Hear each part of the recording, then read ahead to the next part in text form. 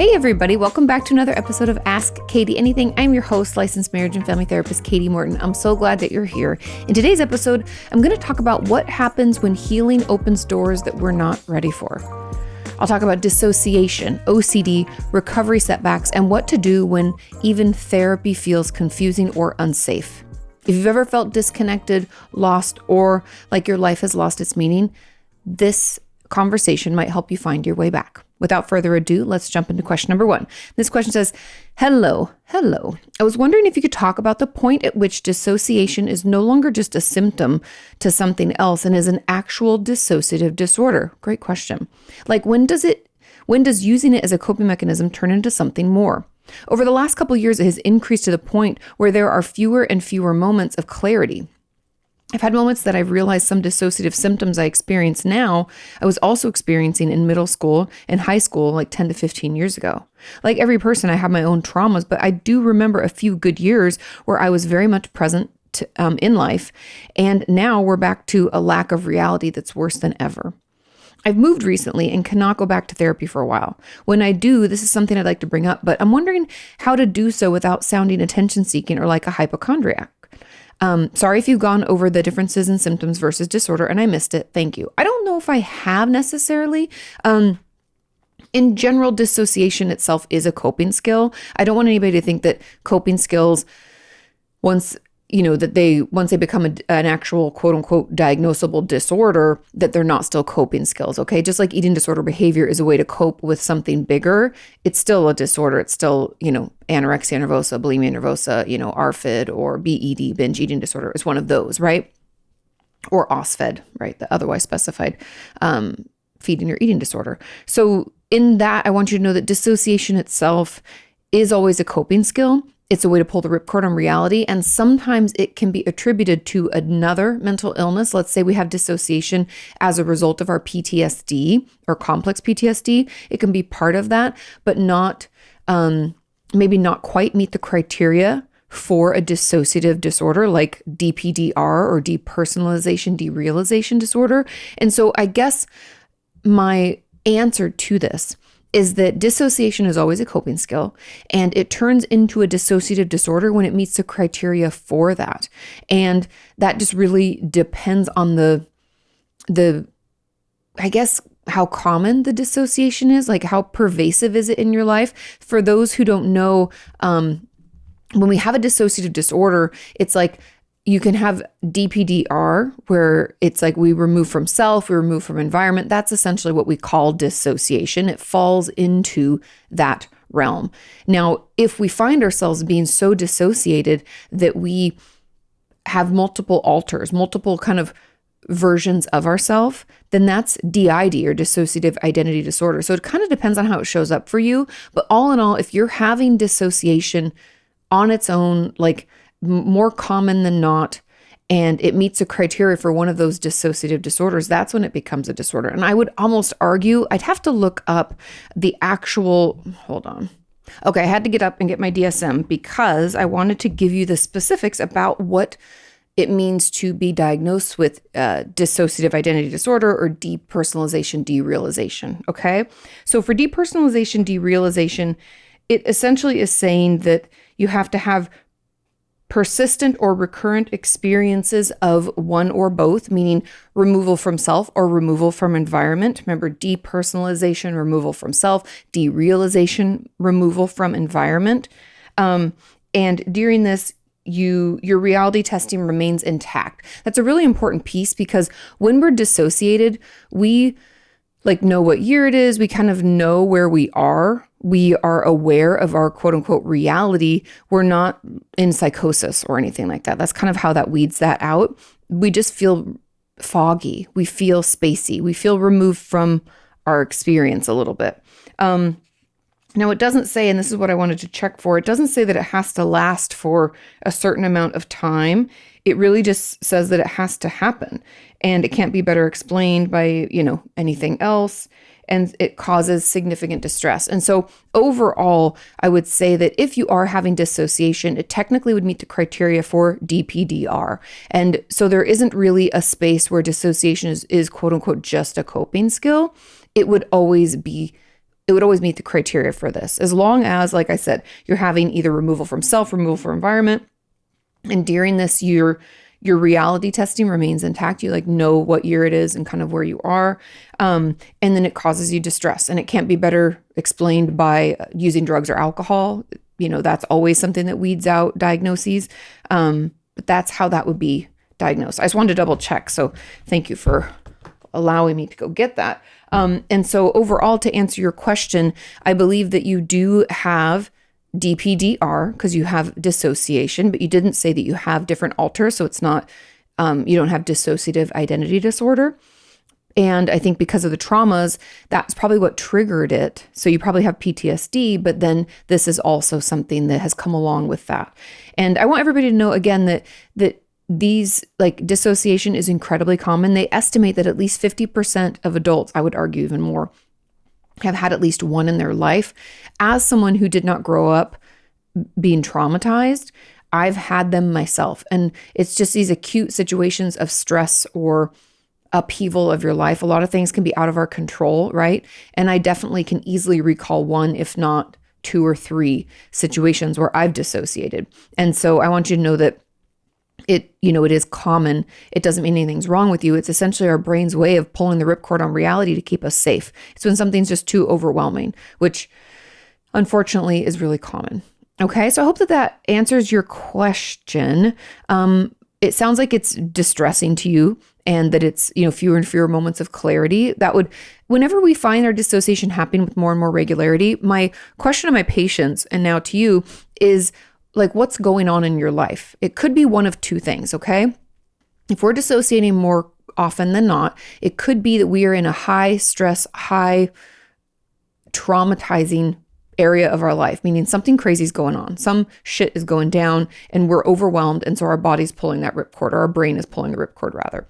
Or the second option is that we are finally trying to work through our trauma, meaning that we feel like we're in a safe or neutral enough place to start unpacking all of the shit that happened in our childhood or in our past experiences in life.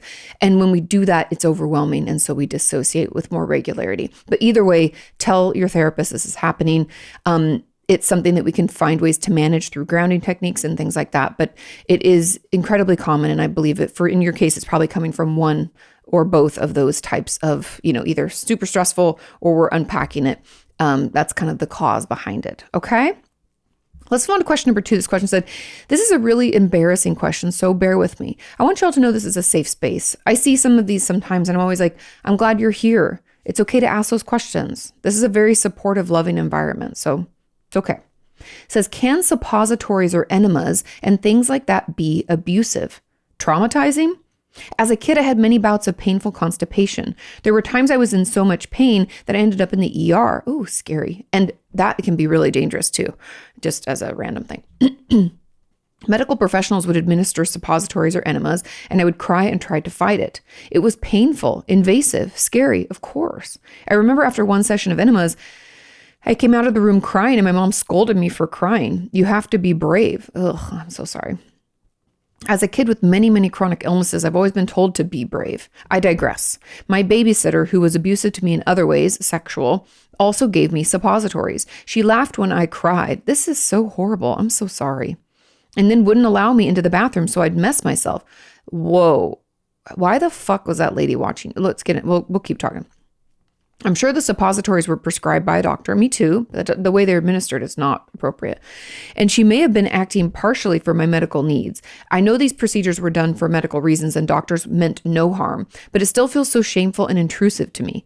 I feel stupid for being upset about it, and it's too embarrassing to talk about. I am so sorry. There are 2 separate instances I want to discuss. First of all, the medical trauma that you sustained.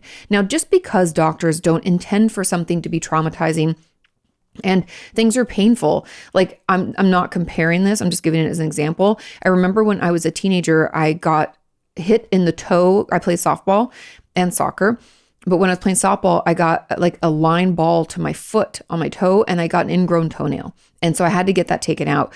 And I remember how painful and like trying to keep it together when they numbed my toe. It wasn't even actually in a procedure because you're all numbed out. It was in the numbing of it that I wanted to like crawl out of my skin and like punch the doctor in the throat, right? Even though he's trying to help me. It was so painful, so terrible. And there are situations when we have to go to the doctor where things are incredibly painful.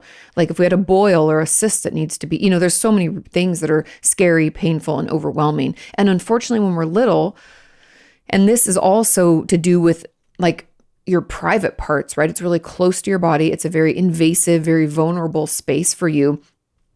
And for it to be painful and to be scary, what you experience is what I would call medical trauma. And again, it doesn't mean the doctors meant bad things for you or were doing things that weren't medically necessary, but that also does not mean that your feelings and experiences are invalid. Does that make sense?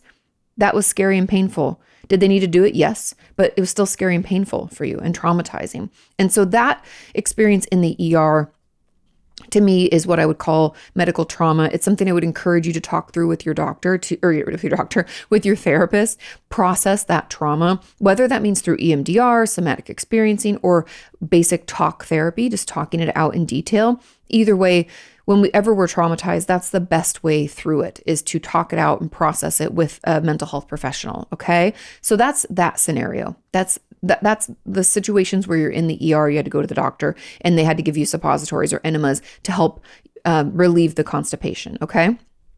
The second is your babysitter who abused you.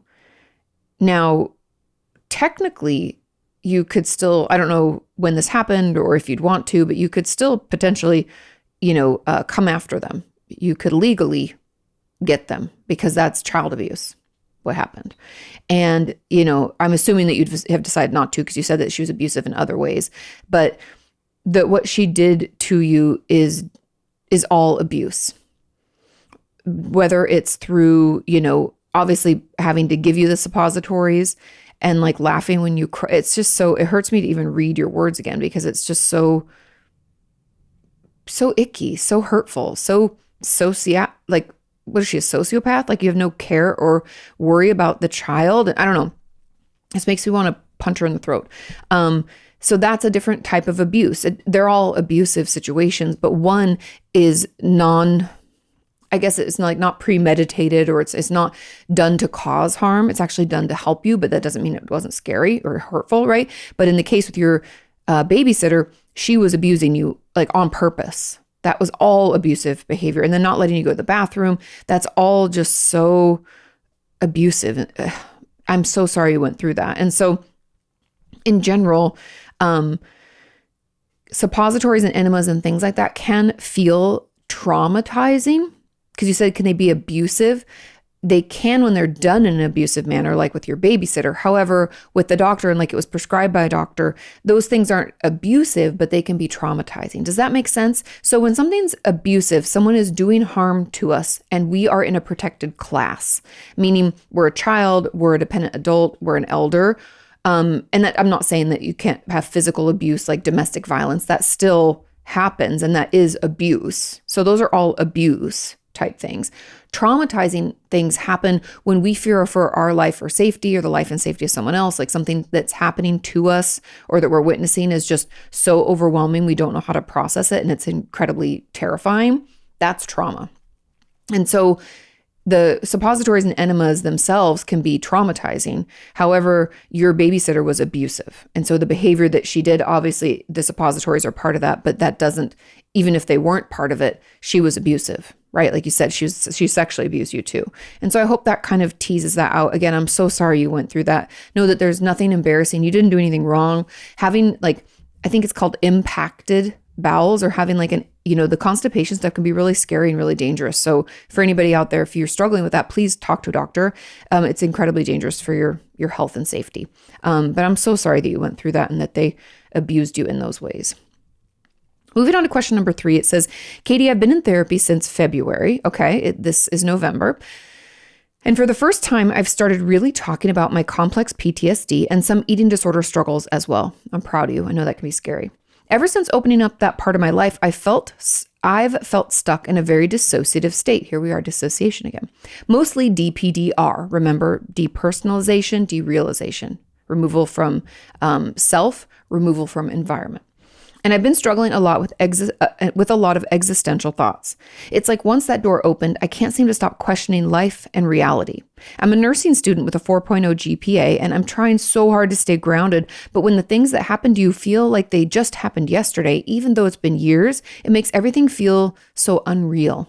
What helps someone start to feel real again? Or to reconnect with life when they've been living in this fog for so long? And not question reality and start to spiral into scary thoughts. Sorry if that's a deep one. Thank you so much for any of your time. I've watched your videos for years and they've really helped me. I'm so glad that you're here. Yay, I'm glad you found me. Okay, let's unpack this. Now, when we struggle with dissociation and it's happening potentially for a long, long time, I've heard from a lot of you that you feel like you've been pretty much in dissociation for like years. That's why for many of us, when we have trauma in our life, there'll be huge bouts that we don't recall, like chunks of time. Like, oh, I don't remember ages 8 to 12. Or like, I don't remember 2 months ago when I was in this horrific fight with my mom or my sister or whatever, right? We can kind of like block it out, for a lack of a better term. People say that all the time. Oh, I blocked that out. Oh, it's probably dissociation. Okay. Now, with regard to this question, it sounds like everything that you're unpacking and talking about in therapy is causing your dissociation to get worse. Like I said with the first question, there's kind of two reasons our dissociation can come about with more frequency. And one of those is the fact that we start unpacking the trauma and talking about it. And that in and of itself is scary and overwhelming. And we pull the ripcord and we don't have good memory. We don't feel like we're in the space and time that we're in. We can feel really disconnected. And so my best advice for you is to start doing regular grounding techniques. One that I've seen on TikTok that I wanted to buy and try out myself, but I just have a hypothesis that it would help, are those vibration plates. Now, I don't know which ones are best. I'm not trying to sell you on anything, but they have them on Amazon or they have them in the TikTok shop. There are these vibration plates, and essentially what is you stand on it and it shakes you. And you guys know how much I love a full body shake. I've mentioned this time and time again, video after video, that when we're feeling really queued up or really overwhelmed, or we just feel not ourselves, a shakeout can really like reset our nervous system, ground us, and calm us down. And I think vibration plates could be a kind of a shortcut to that. A little less energy, we just get to stand on it. And every morning I would encourage you to give it like 5-10 minutes of standing on that vibration plate. I'm not a doctor. I don't know how long, what the max is, but I think 5-10 minutes is okay. We might need to look around in our environment, another grounding technique, and count the colors. How many things in your space are brown, are blue, are black, are purple, whatever. Or we could do the ABCs. Look around in your environment for things that start with the letter A and B and C, etc. So those are all grounding techniques. And that's something that you're going to have to incorporate into your daily life right now, because this disconnection and this not feeling like you're like questioning reality and you're starting to spiral, you're so dissociated, you don't feel connected to yourself. And so we need to bring you back. That I would just try as many or, any grounding techniques that work for you. You can dunk your face in cold water. You can put an ice pack on your neck. You can do any of those things to kind of help bring you back. And I think the questioning reality and spiraling into scary thoughts, you need to let your therapist know that that's happening. Sometimes when we feel so dissociated for so long, we almost feel like, what's the point? And that can lead into those like suicidal ideations. And we want to stop those in their tracks. Again, the grounding techniques can really help with that. And also getting some extra support. Maybe this means that in between sessions, you and your therapist, maybe you need to journal or email or maybe text her if she allows for that.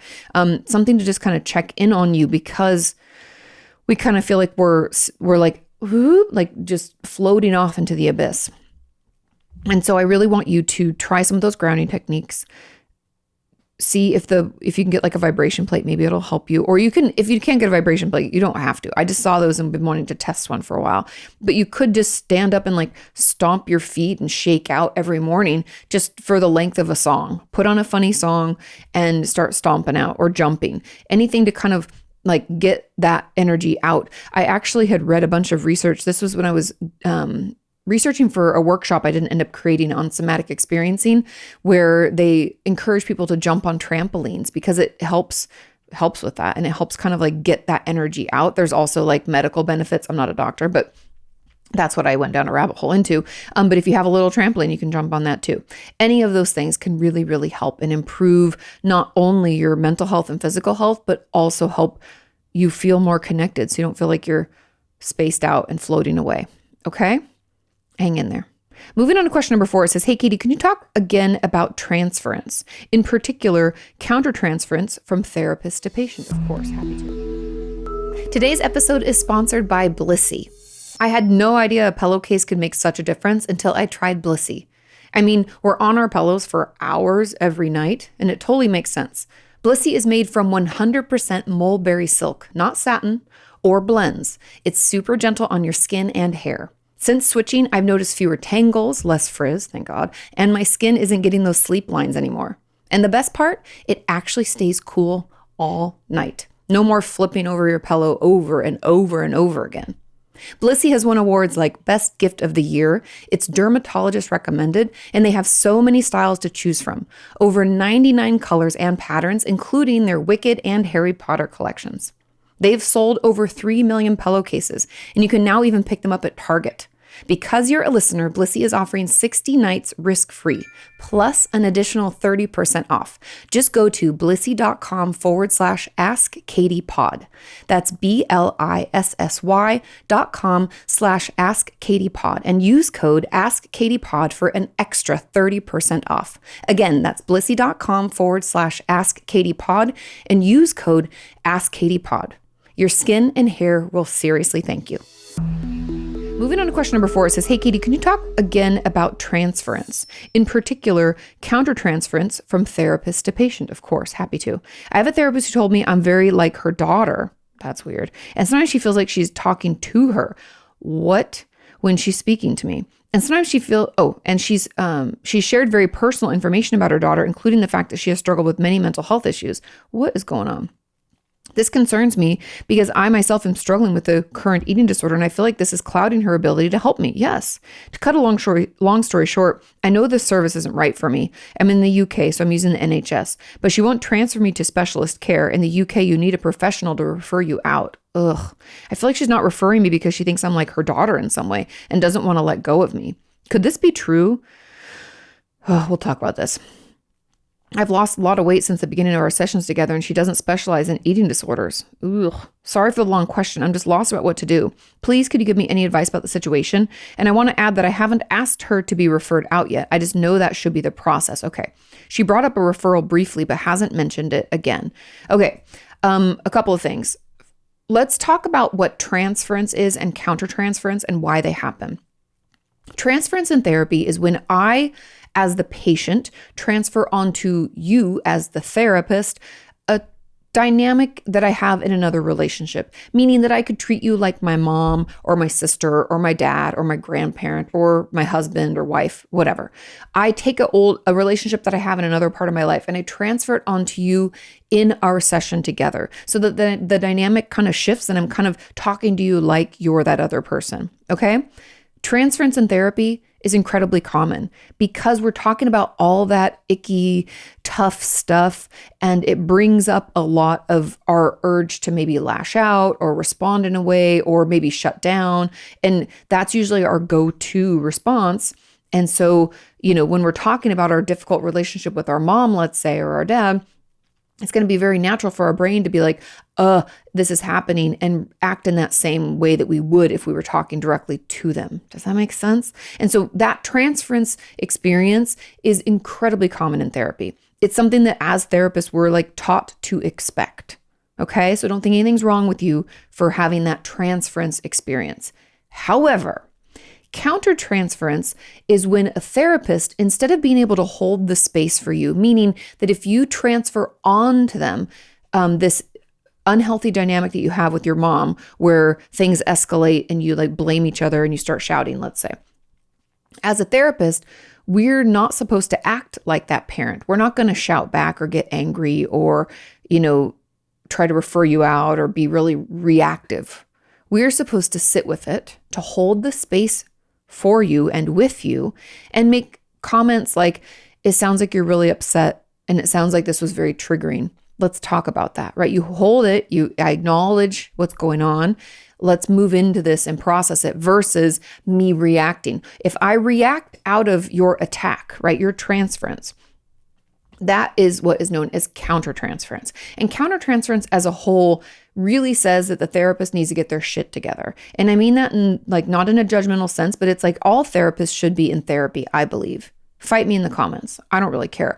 All mental health professionals should have to be in their own therapy, at the very least to know what it's like to be on the other side.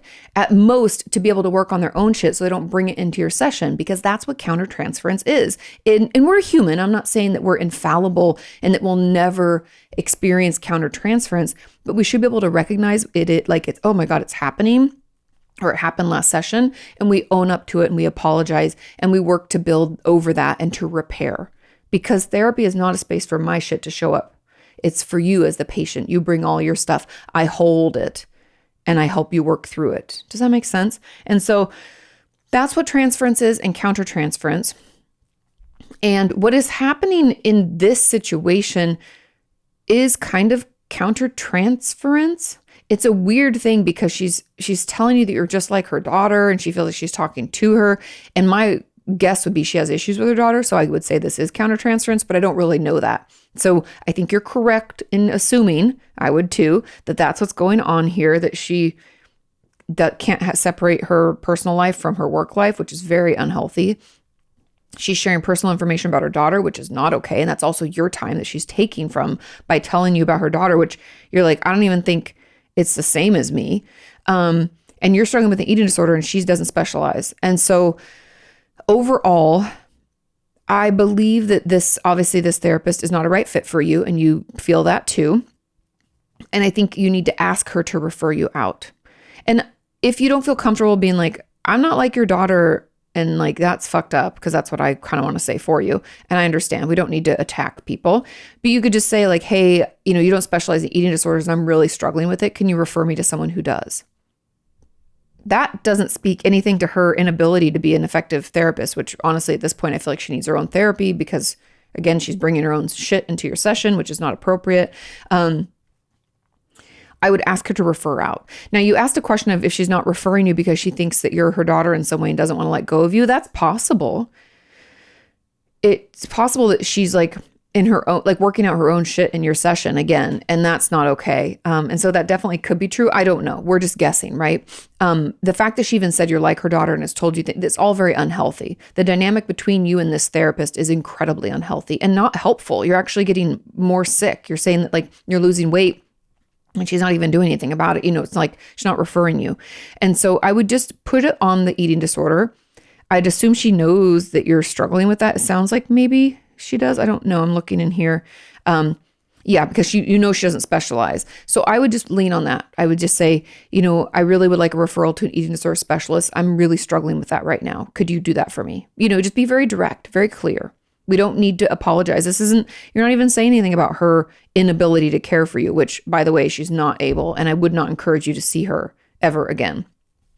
Because it's not going to be helpful. She's like acting like you're her daughter and you're not, and your issues are different. And even if there are similarities, it's still different. And that's just really inappropriate. And the fact that she brought up a referral briefly, she's thought about it. I think it might be clouding her judgment, this thing of her thinking that you're just like her daughter. I'm sorry that you've come across this. Unfortunately, therapists are people too, right? We have our own shit. We have our own struggles, and not everyone takes responsibility for that. And also, I do want to acknowledge that a lot of therapists right now are super burnt out. Since COVID, there's been this like intense swing for a ton of people looking for therapy, which is wonderful, but we don't have more therapists entering the field as quickly. And especially with COVID, there were like some lags with licensing and getting hours and all this stuff, and things had to shift to allow for people to get licensed and to do that. And so we're a little bit understaffed. And so I think a lot of therapists are taking on more people than they should. I know, especially in the NHS, and I'm not like shitting on the NHS, but I heard from a lot of you that due to the changes in the UK lately, the waits are incredibly long. They've gone from like 1.5 years to like 3 years. And maybe not in your area, but I've heard from a lot of members of our community that's true. I don't live in the UK. But either way, that just goes to show that we're understaffed and they're probably seeing more patients than usual.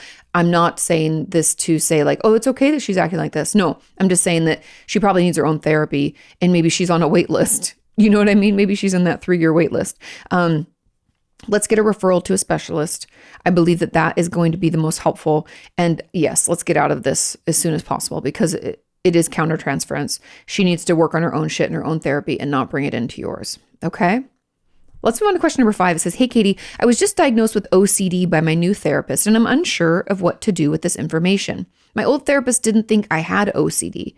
I'm working through a CBT-SI plan. So cognitive behavioral therapy is CBT. SI stands for suicidal ideation, I assume.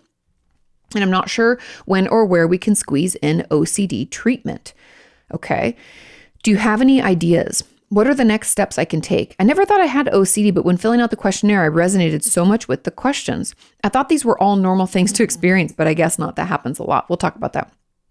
How can I differentiate OCD tendencies from normal tendencies? Is it possible for OCD to get more pervasive as we age? Can it come from OCD? Okay, a lot to unpack here. First of all, OCD we often talk about in media and just in general, oh, you're so obsessive or you're so OCD. We say that a lot when it's like organization and cleanliness, which is the least common form of OCD and the least common symptom.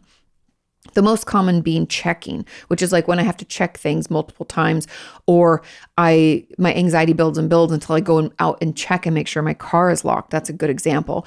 Checking that the door is locked. I turned off the stove. I unplugged my curling iron. Those are ones I've heard from my patients over and over and over again. Honestly, most of my OCD patients are pretty messy because of all the checking and all of the time that's spent doing that. It's like it doesn't always leave us a ton of time to get other things done. Or I had a patient back in the day where homework and like the way that she would write things had to be perfect. And so she'd write and rewrite and write and rewrite these things until they were just right for her. And so that part of her life seemed very put together. Like her, if you asked her teacher, they'd probably be like, oh, she's so neat and so perfect and tidy and whatever. Her apartment was a disaster. So anyway, all that to say that OCD often does not look like what we think it should because of how it's been communicated in media and on TV and stuff like that. And so I'm not surprised that you didn't think it was OCD, but then every question you were like, oh my God, yes. Oh my God, me. Yes, that's me. Getting into treatment for OCD, I'm going to talk about it generally, and then we'll discuss how we think it could fit into what you're already doing. Now, when it comes to OCD in general, the cycle of it, I like to think of it as a cycle. When we've have an obsession, meaning like the checking, like it's usually safety based when it's checking, like, oh, I want to make sure I don't burn the house down or don't leave my car unlocked and I get robbed or whatever. There's a lot of like numbers and things like that where people be like, I have to do something 7 times, or they're like odd numbers. 11 is a good one when my patient's like 11, or even feels smoother and cleaner for people. So they're like, I have to do everything 4 times or 6 times, Anyway, so that's not checking. That'd be like, I don't know what you'd call it. It's just like, it's like a certain number. Okay. Anyway, we have an obsession. One of those, let's say it's cleanliness. Maybe you're super organized. Maybe I'm wrong. And that builds, anxiety builds about like, okay, like let's say I left the house and I'm in my car and about to drive out of my driveway. I'm going to feel really anxious if I don't go back and check that I locked the door, or check that I turned off the stove, or check it a certain number of times until it feels good. So I obsess about it. Oh my God, I have to check. Oh, the house is going to burn down. I'm going to get robbed. I do the compulsion. So I go from O, obsession, to the C, compulsion, and that is the checking. That's me going back. That's me doing something a certain number of times. That's me organizing something a certain way. I do that compulsion, the O, C, and then obviously D is like disorder, but then it starts again. Then it builds. And so it's like this circle, we get caught in this circle of obsession to compulsion. And there's a brief window where our anxiety goes down after we do the compulsion, but then it just starts to build again. And so the truth about the treatment for OCD, I think could fit in nicely with, cognitive behavioral therapy, in that we have to realize these kind of thoughts or obsessions that we're having. It can be helpful for us to recognize when it's first starting to build, and we can distract. We can have ways that we calm our nervous system down, like coping skills, because the treatment for OCD is this: putting off doing the compulsion for as long as possible, starting with maybe 2 minutes, maybe 3 minutes, maybe even though you're super anxious, you're in your driveway and you want to go back in and check, you pull out of your driveway and I tell you, let's drive around for a couple minutes, then you can go back and check. And so you do. And we realize, oh, the door was locked all along, or, oh, I did turn the stove off, or, oh, whatever, let's put it off as long as possible, because what happens is that anxiety that builds and builds and builds, it goes down. I want to say, I think it was like, I know 90 seconds is how long an emotion sits in our body, but I feel like I was reading research, and I could be misquoting because I read a lot of different things, but I was reading an article about OCD, and I swear to God, they said that within 3 minutes, the anxiety starts to lessen. Now, I know that you're like, that's a long time. 3 minutes can feel like fucking 5 hours, right? It feels crazy and out of control, but the longer we put it off, the better. And so I really want you to just hang in there and try to put it off. Start noticing when those thoughts start to build and the worry thoughts are there, or maybe you at the very least, part of your plan with your therapist is to find ways to calm your system down, which wouldn't hurt in what you're doing. I feel like, if you're doing suicidal ideation, you're trying to help better plan to keep yourself alive. It doesn't hurt to have ways to cope and to help us feel better, ways to alleviate our anxiety. I do want to throw out there that if you are working on any kind of suicidal treatment in therapy, like having a safety plan or putting in place some kind of suicide treatment plan, we want to do that first. We have to prioritize it. As therapists, we're taught like safety first, for lack of a better term. There's a certain order of which we always have to do things. And the first is like the legal ramifications. And I know that sounds kind of like cold, like legal, but legal is to protect you. Legal is to keep you and those around you safe. So if you're homicidal and you want to kill somebody, that goes to the top priority. If you're suicidal and you want to take your own life, that goes to top priority. Safety first. And so that's why your therapist is focusing on that, and probably why they're like not really concerned with the OCD at the moment. I don't blame them, and I trust their judgment in this particular case, but that's a way that you can start to work on it. Even personally, I have my video 25 coping skills. I encourage you to go look at it and see if any of those types of coping skills help you in the moment, especially the distraction-based ones, because that can help you put off doing that compulsion for a little bit longer. And part of it because you were even surprised that you had OCD. Part of it might even be just you figuring out how your OCD shows up for you. Like, what are the compulsions that you do? Because you thought everybody experienced life that way. So we can just start doing some of that internal research. But just know that it can get better. You can overcome those urges, and the longer we put it off, the better. Okay? Let's move on to question number 6. This question says, Kati, how do I navigate through recovery? Today's episode is sponsored by Crowd Health. It's open enrollment season again, and if you're already feeling overwhelmed by health insurance choices, trust me, you're not alone. Every year, it's higher premiums, confusing deductibles, and coverage that still somehow leaves you paying out of pocket. It can feel like we're stuck in a system that just isn't built for us. That's why I wanted to share Crowd Health. It's not insurance. It's a totally different model for handling healthcare. For under $100 a month, you get access to a team that actually helps you. They negotiate your medical bills, help you find better prescription and lab prices, and connect you with high-quality doctors when you need them. And if something big comes up, you'll pay the first $500, and then the crowd, an entire community of people supporting one another, steps in to help fund the rest. It's transparent, it's supportive, and it puts you back in the driver's seat of your healthcare, which honestly feels really empowering. So if you're looking for something that actually makes sense this open enrollment season, give Crowd Health a try. Get started today for just $99 for your first 3 months using code AskKati at joincrowdhealth.com. That's joincrowdhealth.com, code AskKati. Crowd Health isn't insurance. Opt out. Take your power back. This is how we win. Joincrowdhealth.com. Let's move on to question number 6. This question says, Kati, how do I navigate through recovery from anorexia nervosa while living in a not so healthy environment? I feel like I can be doing well for almost a week, and then something happens and I'm back to the start and kind of dismiss the whole recovery purpose. It's like a total mind switch. Thank you so much for each new podcast. Of course, happy to be here. There's a couple of things.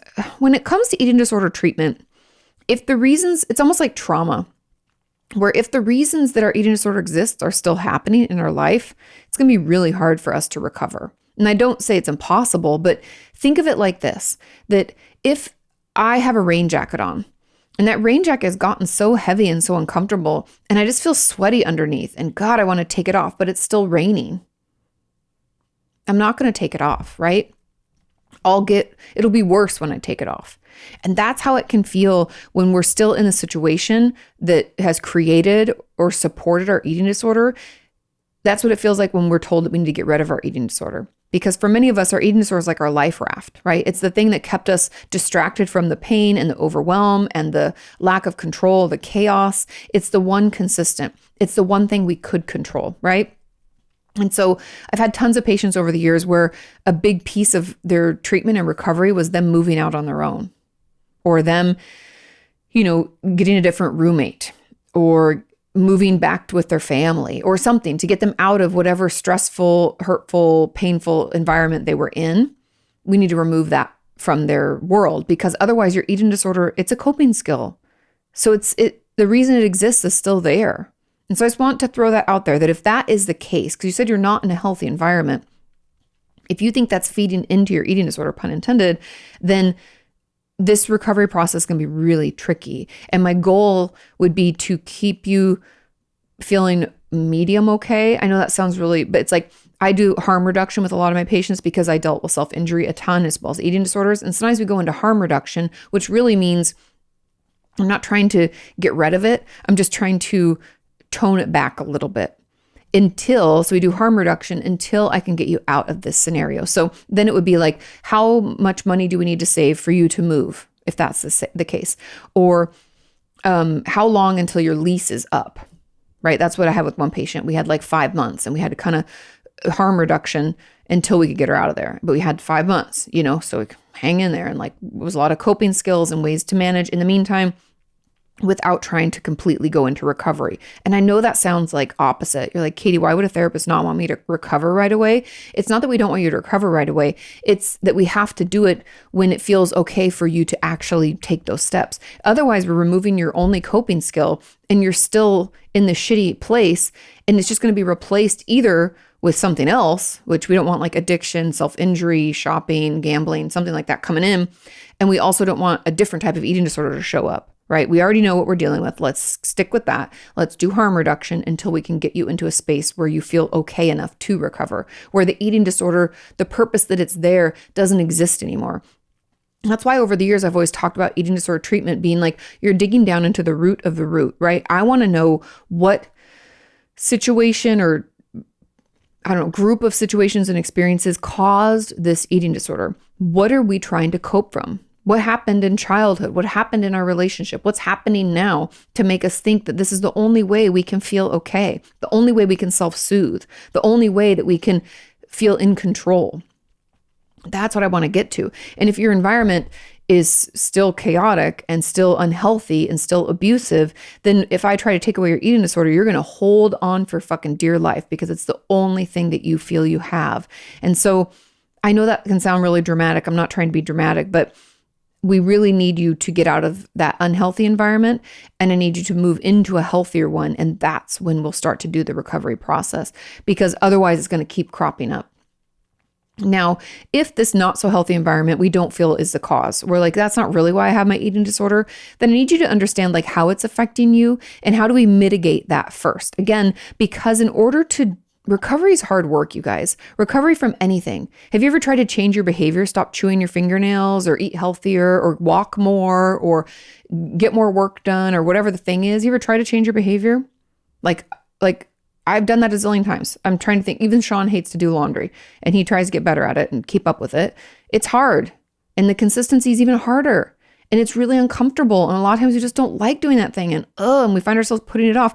This is no different. Changing behavior is really, really hard, especially when it's been our survival raft. So we have to find a way to mitigate that unhealthy stuff that's happening in your environment so that you can lean into the recovery process. And so that would be, again, the step that I would take. Even if it's not the cause, we're still going to have to find ways to like better manage it. Maybe that means better boundaries. Maybe that means that we spend less time at home, or maybe that means that, we work to transfer in jobs or something, we change our environment, whatever it is. I want you to kind of work on that, because otherwise it's going to be hard. Like you said, something happens, then you dismiss the recovery process because you still need your eating disorder. Then you're like, I don't know how else to cope. And so yes, we can beef up our other coping skills. That would be what I would encourage you to do, is to find other ways to self-soothe, try to put off the eating disorder behavior a little bit. And that would be kind of that harm reduction. We're not trying to get rid of it, because I think if we like reframe it and think of it from that phrase, like we're not trying to get rid of it, we're just trying to lessen its effect, we'll probably get a little less resistance, which will be helpful in this process until we can either find a way to better manage our environment or get you the fuck out of there. Okay, I hope that makes sense. If you cope by overworking yourself, numbing out, or overthinking, or even chasing perfection, that doesn't mean you're broken. It means your nervous system is overwhelmed. And my new book, Why Do I Keep Doing This?, is here to help you stop doing what hurts you and start doing what heals. You can pre-order now. The link is in my bio. Moving on to question number 7. This question says, hey, Katie, I would love to know more about self-sabotage and why it's a continuous cycle and why it's so hard to break. I love this question, and I've been contemplating doing another video about self-sabotage. I did one probably a month or two ago, and you guys really enjoyed it, and I struggle with this as well. And the truth about self-sabotage is it is incredibly common because of our belief about self. Now, I've talked to you guys over the years about how I believe that I have to like hustle to earn my worth. Like part of my value as a human is in the amount of work I can offer, the amount of labor. And I don't mean work just in career. I mean like labor around the home, labor in like emotional labor in a relationship. It's very laborious, my life. And I work to fight against that, right? Because sometimes in my effort to show someone that I care, I like over love. You know, it's almost like when you overwater a plant, it like dies, right? And that's kind of that sabotage, because I don't believe I'm worthy until I do this thing. And if something's given to me really easily, I can feel like I didn't earn it. It's not mine. I like go over and above to try to like prove that I am worthy of it. I might like overcompensate and like push someone away. I've done that in my younger years. I've worked on this a lot in therapy. But I believe in general, self-sabotage hangs around because of how we view ourselves. And that's why it's a continuous cycle and it's so hard to break, because it cuts to the root of our belief about self. And I know you're thinking like, well, Katie, belief about self, like that should be, isn't there something else? Isn't there other things I can do? Everybody has difficulties with belief about self. Yes, you're right. A lot of us talk nastily to ourselves. We think negative thoughts all the time. We trash our own expertise. We have imposter syndrome, right? We think, who am I? What do I know? We shit talk our experience and the way that we engage with it. We do all sorts of things that just are not helpful and are hurtful to ourselves. And so in truth, if we find ourselves sabotaging something, I want you to take a beat. I want you to do some internal research. I just described to you my internal research and the things that I learned about myself. Is that the only reason I self-sabotage?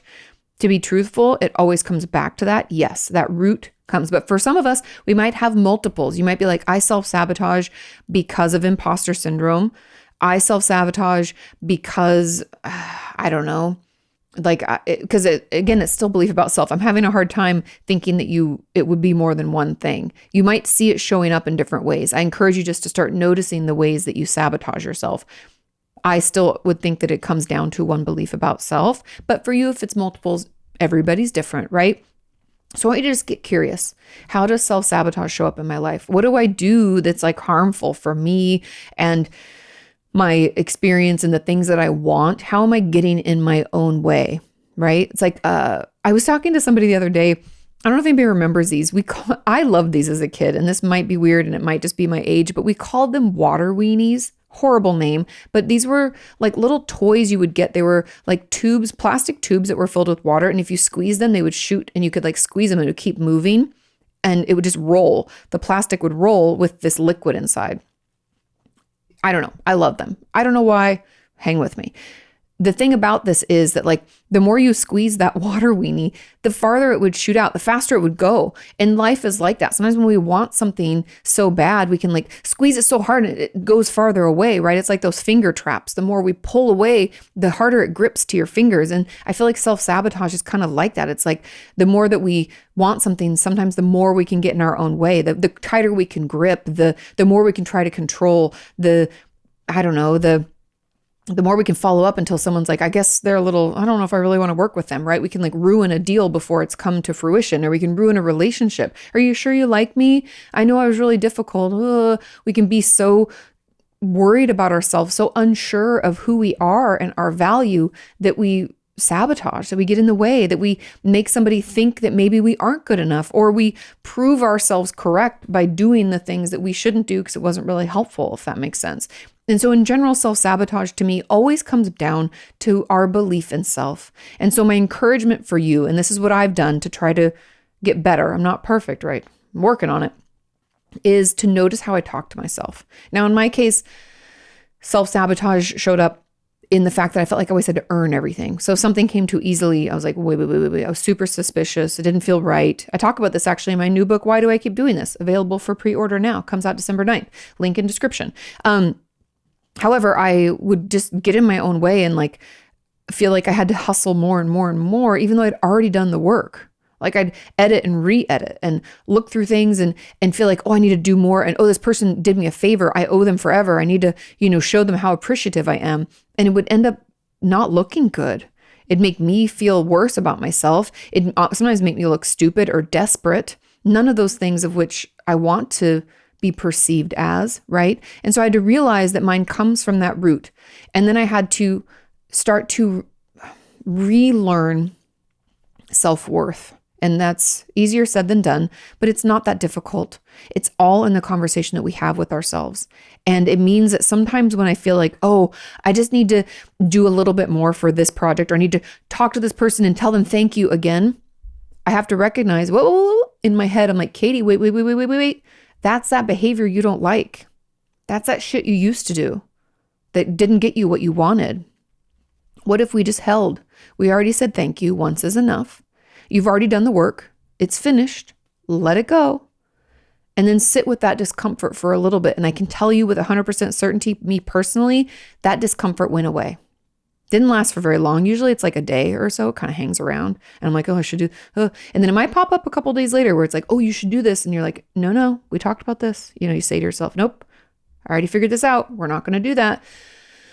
We have to start noticing and acting differently. We have to realize how it shows up and why, and act in a way that is more aligned with what we really want. Because so often we can just sabotage because maybe our parent told us growing up that we were worthless, or they showed us, didn't say anything, but they showed us how little they valued us. And so we spend our whole life trying to make up for that. And it can mean that we sabotage our relationships. If someone tells us they love us, they're like, you might think, oh, they must be crazy. Why would they love me? I'm so unlovable, right? Or if somebody gives me something without me having to work at it, oh, they must not know, true talent, or they must not really understand what they're doing. This must be false. I can't trust this. And we might have said no to it, or we might have ended a relationship, right? Picked a fight. We do these things all out of self-preservation because that's what we knew. And I'm saying that on purpose. It's what we knew. I don't want you to know that anymore. I want you, like I talked about in my recent video, like 2 weeks ago that came out, where I was kind of showing myself like regulating and like how I deal with like things feeling out of control. This is an old story. Just like I said in that video, this is an old story, right? You thinking that you're not good enough, or that you're not worthy, or somebody must be crazy, or this isn't right for me, or whatever sabotaging behavior you do. That's something you knew. That's an old story. And I want you to tell yourself that when you try to get caught in this and you find yourself spiraling out, I want you to maybe look in the mirror and be like, this is an old story and I don't believe it anymore. I've checked my facts now. That's fake news. That's misinformation. That's something that's not helpful for me. That's something that I used to think, but now I want to build this kind of story. And that's what we have to do. And yes, it's like mental gymnastics and you feel like you're flexing muscles you've never had before.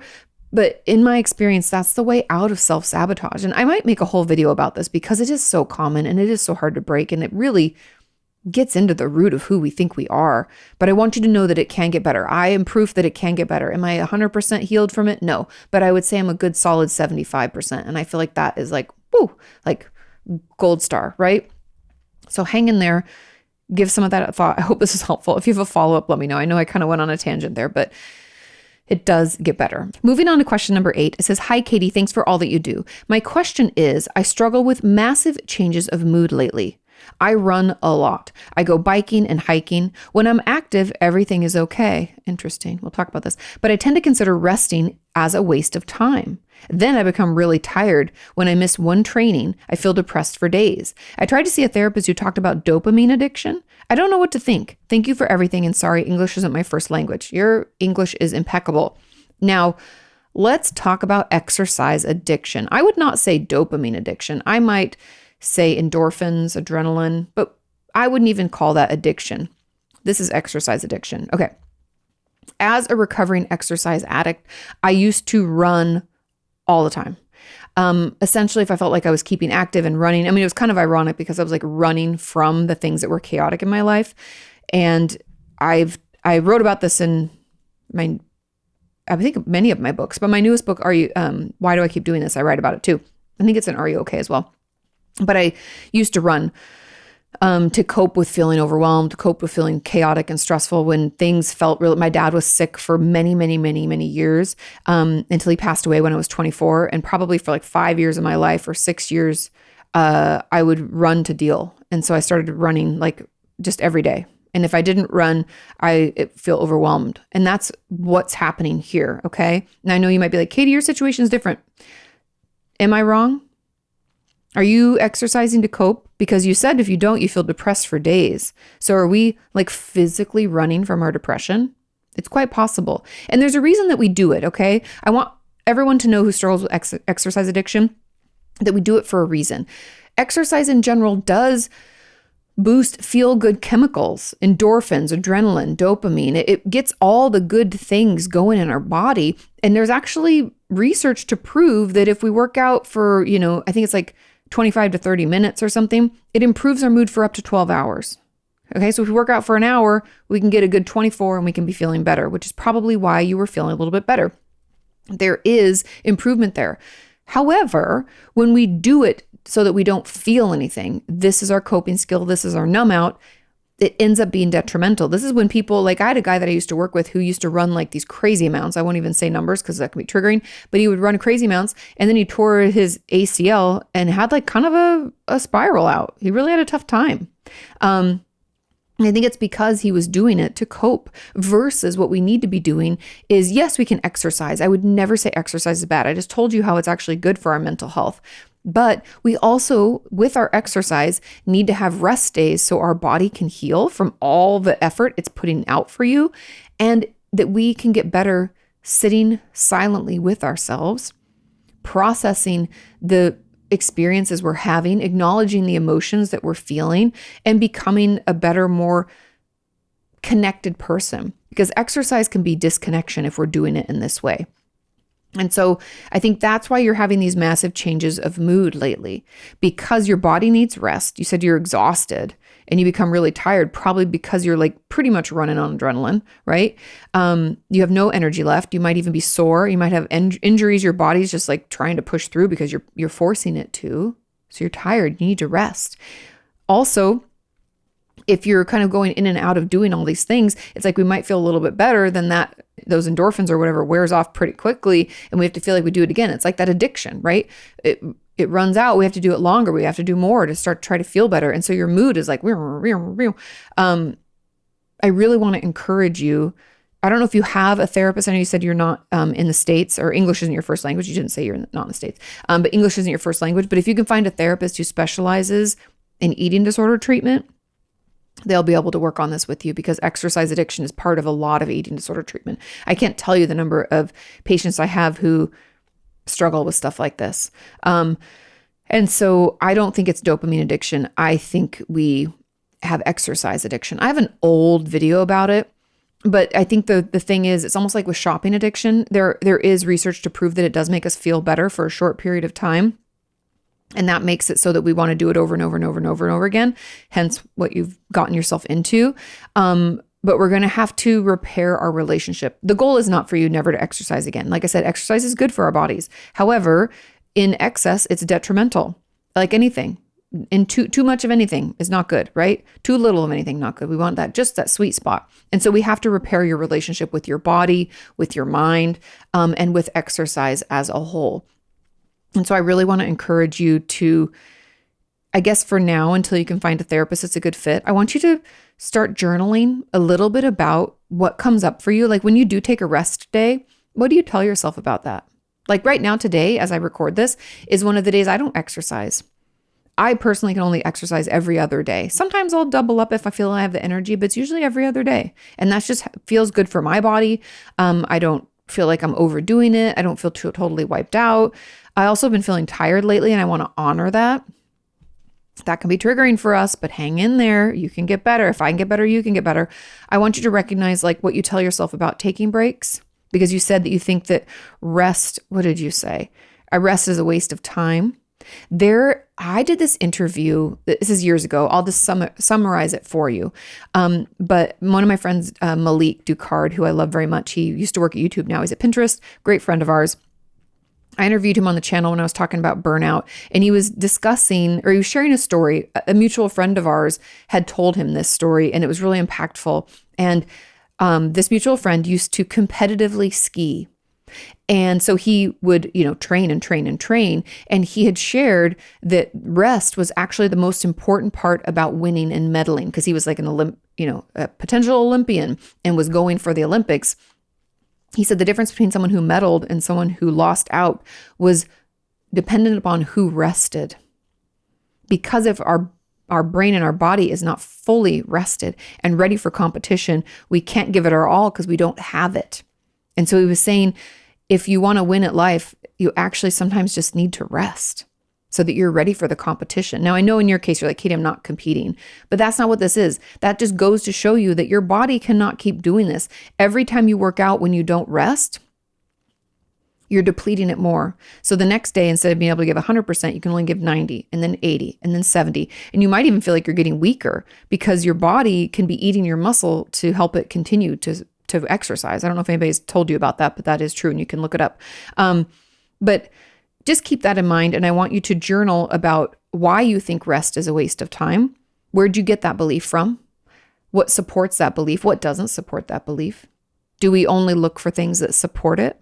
Often that's the case. Let's just start being curious. Let's be curious about, when we have to rest and what that says. If we got injured, which maybe you probably have been already, what was that like for you? What did that do to you? What were your thoughts about it? If I told you, because I just told you I only work out every other day, what do you think about me? What thoughts do you have? Does it not pertain to me? Why or why not? Let's think about those things. Let's get a little curious, not judgmental about our process, because it's incredibly common. Exercise addiction happens to a lot of people. And in society, for whatever reason, we always, they're so fit. They're so amazing. Oh my God. We think of it as like, they're so controlled and they're so good, when in reality, it can be too much and not actually healthy at all. So think about those things. Be curious. Let's get you a therapist who understands it, because trust me when I tell you, you can overcome it. If I can, you can. Let's get you started on the right path. Okay. Moving on to the final question. Question number 9. It asks, Katie, how do I stop feeling like my entire life is pointless? This is a great question. And to be honest, I immediately, when I read this, was like, how do we get you treatment for depression? I know I talked about this a couple weeks ago, but whenever we have, and I'm not laughing because it's funny, I'm laughing just because we just talked about this a couple weeks ago, where someone was saying how they feel like things are meaningless and hopeless. And whenever we use those words, pointless, meaningless, hopeless, it feels like nothing's worth it anymore. Those are depressive thoughts. And so my response to this is, in order to stop feeling like this, we need to get you in to see a therapist, potentially talk to a psychiatrist, get on some medication, because what you're experiencing is depression. Now, if you're out there and you're like, Katie, I can't afford a therapist, or I live rurally and there isn't anybody in my area and I'm trying BetterHelp, but it's not working, or Talkspace or whatever. The best the best way to combat depression is to do what is known as behavioral activation. And it's the thing that we don't want to do. It essentially means that the things that you used to love before life felt pointless, you do them. You push yourself to do them. If you're like, I can't remember a time, Katie, when my life didn't feel pointless, then when someone invites you to do something or you see something happening, I want you to go do it. I want you to say, yes, I'll help out. I'll volunteer at the school play, take ripping tickets, or yes, I'll help across the street where they're having a little carnival in my neighborhood. I'll volunteer there. Or, oh, everybody at work is going out for happy hour. I'll go, even though maybe we don't even want, you do it. You do it anyway. You're sitting on the couch and you're thinking, oh my God, I have so much laundry to do. I have to clean the house. Well, you get up and you fucking try to do it. Yes, I know that's tough love. And yes, you're like, Katie, but it's all pointless. I know, because you're feeling depressed. But the best thing, if you look up research on behavioral activation, you will find that it benefits us. It like improves our mood because we're going out and doing things. We're engaging with people. We're taking action. We're moving instead of sitting and again, feeling like things are hopeless, helpless, whatever. We are taking action to do the things that we know even though we don't want to, will make us feel better. Okay. And so that's really my encouragement. It's kind of, I feel like behavioral activation when we're depressed is kind of like that opposite action that I talk about with dialectical behavior therapy or DBT, where we want to like withdraw and we don't want to tell somebody how we feel. And instead opposite action says, lean in, tell them, right? You do the opposite of the automatic thing. Because sometimes, and I don't know why this is, but whenever we're struggling, especially with depression, the things that will make us feel better are the things we don't feel like we want to do. That takes a lot of extra energy. It's like the weight of it is so heavy that it's hard for us to even pull ourselves out even for a second. But I'm here to tell you, if you can push through anyways, if you can do it tired, if you can do it just frustrated, if you can do it when it feels pointless, you will feel better. And I'm going to look into and see if there's any research, but I watched this girl on TikTok who for 30 days, every morning she got up and she jumped 50 times, just little jumps like bump, bump, bump, bump. I mean, I don't think she had any downstairs neighbors. I think she was in a home. And she put on some funny music while she did it every morning. Had to be happy music, 50 jumps for 30 days. And she swears that it like pulled her out of depression. I'm throwing that out there. It can't hurt. Right? 50 jumps every day can't hurt unless you got a bad knee. Then maybe we get on a vibration plate instead. I don't know. But again, she said that it was some days she didn't want to do it. And she was like, oh, this is so exhausting. But she did it anyway. Opposite action. She moved her body. She did something. She put on happy music. I think in order to pull us out of this, everything's pointless. I don't really care. I don't want to be involved in this. We almost are like trying to not participate in our life. I want you to do the opposite. I want you to over participate.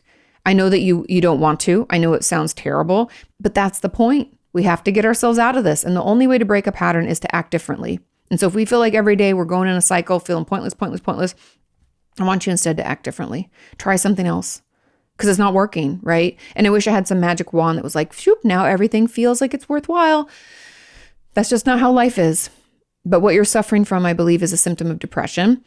And I think getting into therapy would be really beneficial, but at very least for now, we can do some opposite action. We can do some behavioral activation. We can get ourselves back engaging in life versus withdrawing. Because I will tell you, as someone who's had depression in my life, it is so isolating. And that isolation makes it feel worse, right? It's like the darkness creeps on us and then we don't want to tell anybody about it because we don't want to be a downer and fuck, nobody likes that. And then we don't want to go out because I don't want to be, that's a lot of energy. I don't even want to shower. Ugh, I feel smaller and smaller and darker and darker. And the only way to bust out of that is to fight back against it, to do something anyways, even when you don't want to. Okay? Hang in there. It'll get better. Okay? Thank you so much for listening and watching. Thank you for sharing this podcast. Thank you for all of your support and for asking your questions. Have a wonderful, wonderful week. Do your homework, and I'll see you next time.